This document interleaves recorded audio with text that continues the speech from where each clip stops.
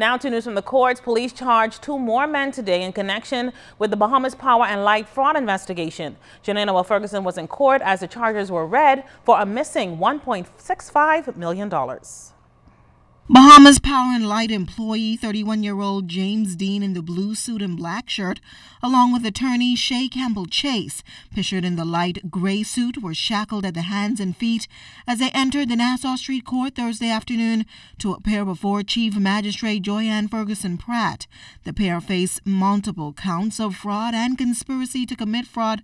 Once in court, the handcuffs were removed and both men stood before the magistrate, often speaking quietly to each other as the charges were read. The duo were charged with 1 count of conspiracy to commit fraud and 7 counts of committing fraud by fraud pretenses, cashing checks from B.P.L Scotia bank account at First Caribbean Bank on John F. Kennedy Drive, ranging from $11,000 to $78,000. That totaled more than $250,000. They both pled not guilty to the charges.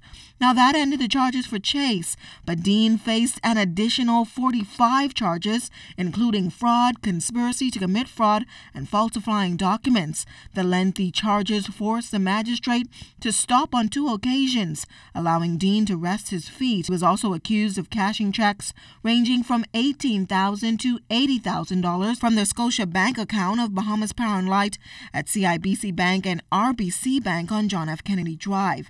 That amounted to more than $1.65 million. He was also charged with falsifying documents in his position as the fixed asset officer at Bahamas Power and Light. It's alleged that earlier this year he doctored work order codes for payments to a number of companies, where he was responsible for reviewing those documents for approval of payment, one as small as $18,000 and the largest $417,000. The companies listed by the court received more than $600,000 by way of Dean allegedly falsifying those documents. Now, both men were represented by Elliot Lockhart QC and Dion Smith.